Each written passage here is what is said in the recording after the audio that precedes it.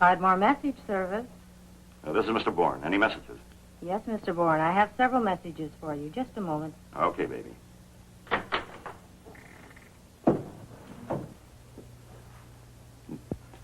Now, wait a minute. Now, listen to me. Mr. Bourne? Mr. Bourne, are you all right?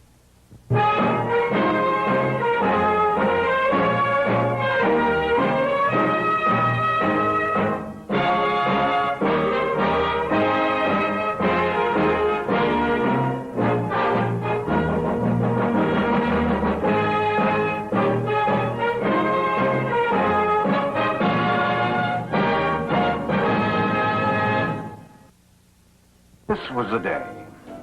I'd gotten up with a slight headache and carpeted only to find a desk full of king-size headaches at the office. I was almost grateful when the phone rang. Well, hello, Mrs. Allison. How are you?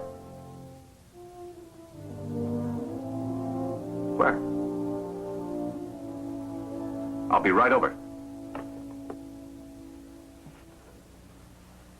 I realize this has been very trying, but Mrs. Allison, won't you at least tell me... Lieutenant? Oh, Helen. I have welcome aboard. Hello, Herbert. Good of you to come so quickly. What's this all about?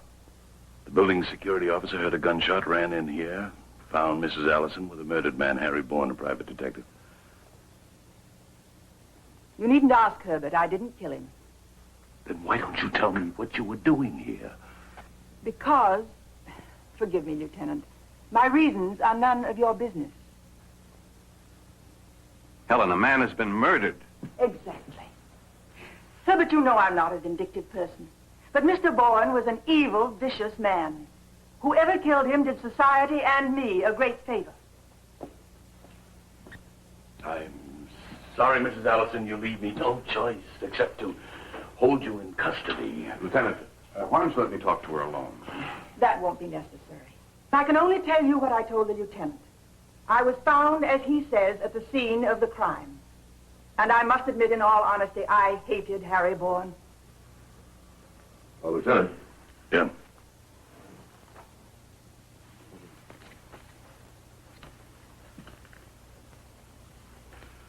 Mrs. Allison, did Harry Bourne ever work for you? Yes.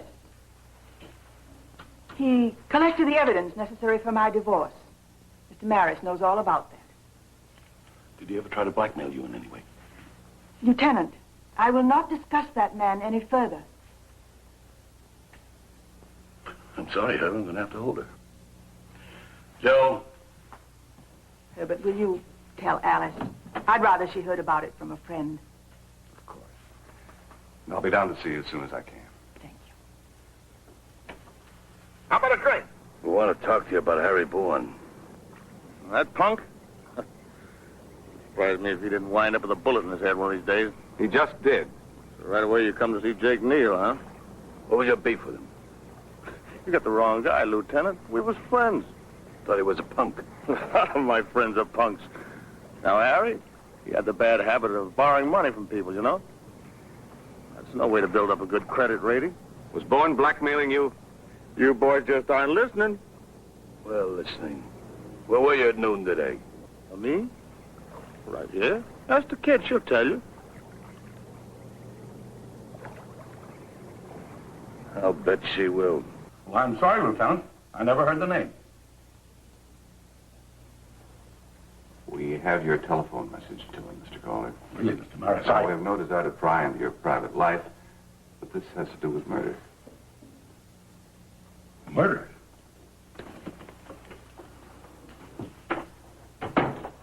And of course, gentlemen, I will cooperate. But I must ask that what I say be held in strict confidence. Whatever you say will be forgotten as soon as we leave. Yeah, unless it concerns this case. Not easy for me.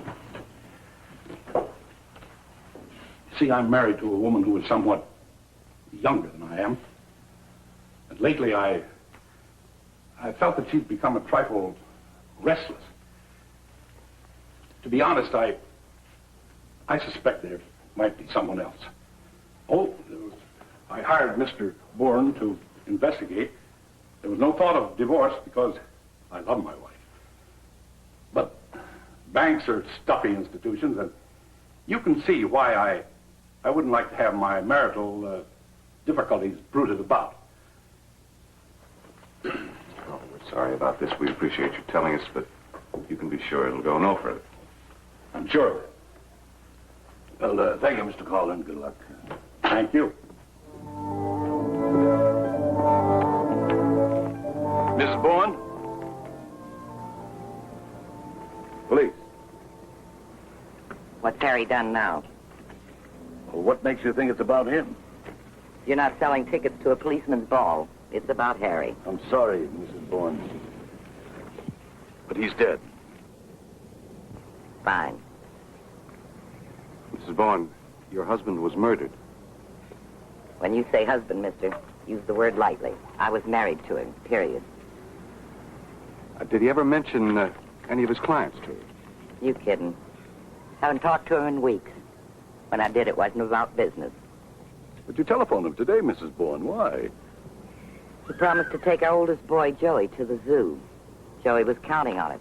Harry was very big on promises, so I just wanted to see if he was going to keep this one. Where were you about noon today? Right here, washing diapers. Were there any witnesses? Anytime you can get an audience to watch me washing diapers, I'll be happy to charge admission and let you count the ticket stubs. I can use the money. I know this is none of my business, Mrs. Bourne, but what would you do now? I mean, did your husband leave you any insurance? I don't know. He always kept his personal papers in the office safe. Well, we went through his office, Mrs. Bourne. We didn't find any safe. Maybe he was lying about that, too, like he did about everything else. It'd be just like him. All I know is what he told me. Mrs. Bourne, do you have a phone? Yeah, May I use it? sure. Come on, I'll show you where it is.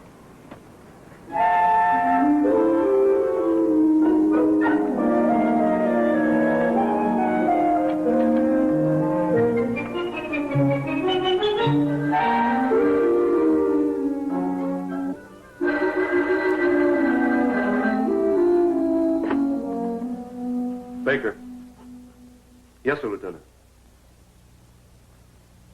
Right. Bye. That was Lieutenant Weston. He said until he gets back here, nothing is to leave this office, including you. How jolly. Shall we make up some games we can play? Sorry.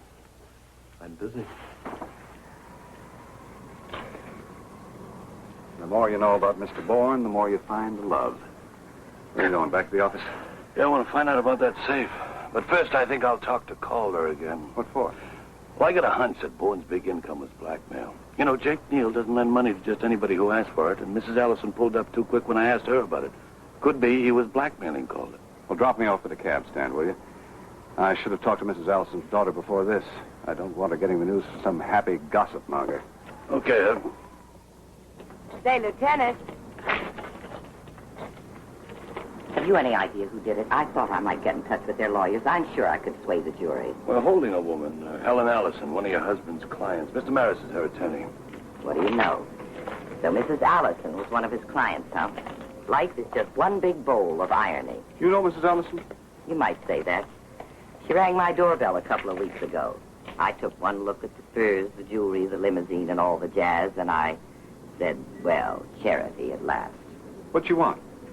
She wanted to talk to me as a mother. It seems we had a mutual problem. Harry was stalking her little fawn. He wanted to marry her. Alice? That's right. She wanted me to influence Harry. I'm afraid I dashed all her hopes. Did you make any threats? She didn't have to. Now that I think of it, I'm surprised she didn't kill him sooner. Thank you, Mrs. Bourne. Oh, Mr. Maris, if there's anything I can do for her, get in touch with me, huh? Well, thanks, Mrs. Bourne. You've already made an enormous contribution. I hope so. Well, not so well. At least for my client. It was a girl with a wide variety of interests. I wasn't surprised to track her down at a ballet studio. But I found it as difficult as Mrs. Allison did to reconcile her interest in Harry Bourne. And I didn't look forward to probing for the details. Mr. Maris. Alice? Alice, I've got some bad news for you. It's about your mother. Mother? A man by the name of Harry Bourne was killed today. Your mother's being held by the police. No. Alice, I know about Harry's interest in you. It's all my fault. Mr. Maris, you've got to do something. Well, I will as soon as you tell me what this is all about.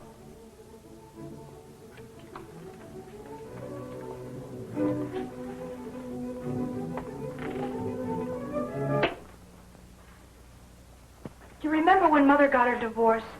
Yes? Harry Bourne was the man who got the evidence. That's when I met him. He was charming in an offbeat kind of way. He was good-looking and exciting, and I'd never met anybody like him before. I guess I'd just run out of things to be interested in. You dated him? Mother found out and hit the roof. I didn't have enough sense to stop. I kept seeing him secretly. How long did this go on? 3 or 4 weeks. What stopped it? I had to grow up sooner or later. And Mr. Bourne made it sooner.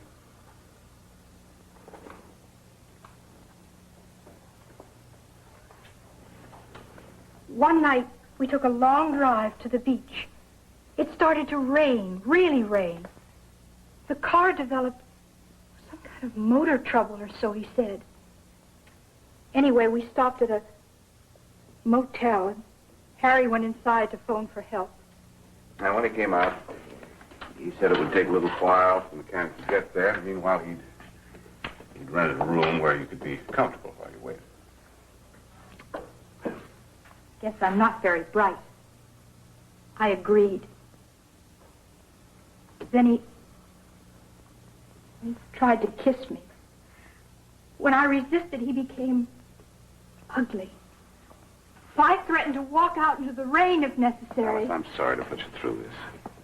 It's all right. I just as soon get it off my chest.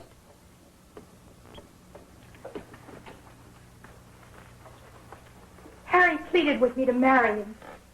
Said he was madly in love with me. I didn't know he was already married till he said he'd get rid of his wife if I said yes.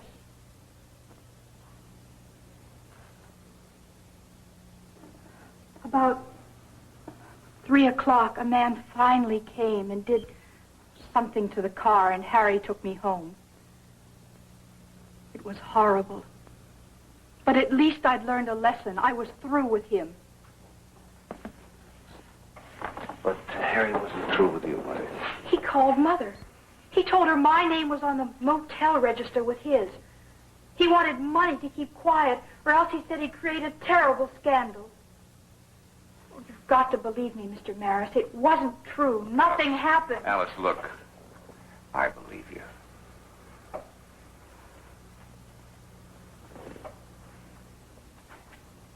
Anyway,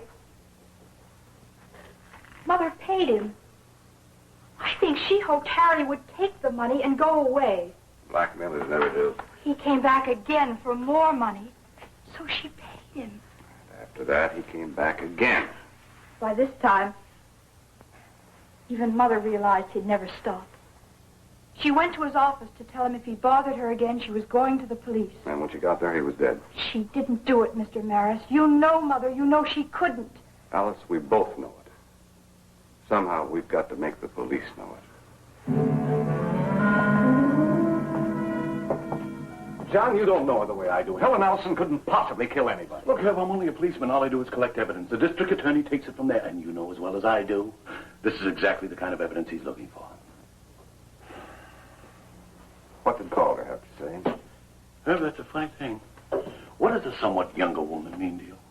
Try that again. Well, you remember Harvey Calder saying he was married to a somewhat younger woman that he thought was playing around? So? Calder wasn't home, but I talked with Mrs. Calder. You know, she's beyond the point of being embarrassed at revealing her age. You know, she admits to 55 years old, 3 years younger than her husband. 3 years. That is somewhat less than somewhat younger. You see what I mean? And another thing, I couldn't quite picture her playing around. Because she's 55. I think Miss Wilby was right. You're a Boy Scout at heart. Maybe. It's kind of hard to believe. She entered the door in a wheelchair. Let's see if we can find that safe. Stay cooped up in this morgue. Not too long. Find anything exciting? Not a thing. Looks like straight divorce stuff. Well, what'd you expect to find? I'll let you know as soon as you open the safe. What safe? Why do you have to do everything the hard way? I don't know what you're talking about. Miss Baudry, I'll find that safe if I have to bring a crew in here and tear this office apart piece by piece. You listen to me. Now, if you cooperate, you're going to make things easier on everybody. Especially you. Look, I don't know what Harry was doing. You want cooperation? All right, I'll cooperate. But I don't want to get mixed up in anything else. You know, the more you talk, the more anxious I am to see what's in that safe. Let's find it, huh? It's in the inner office. All right. After you.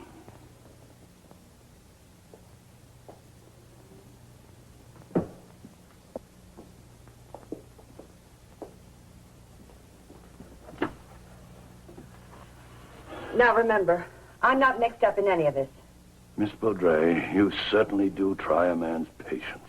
Open it.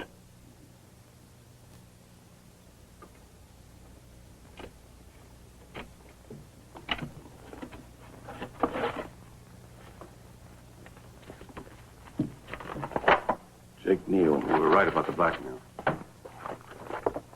Helen Ellison. I told you about that. Two pretty good payments there, Hud. Let's go.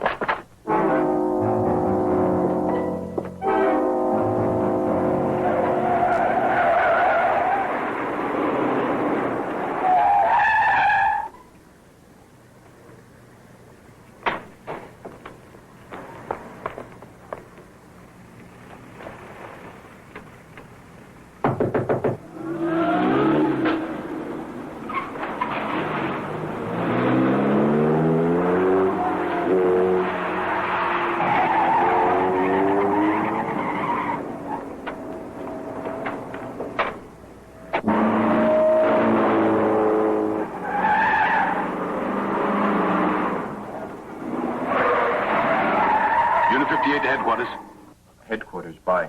Pursuit of a red car, sports car, license number.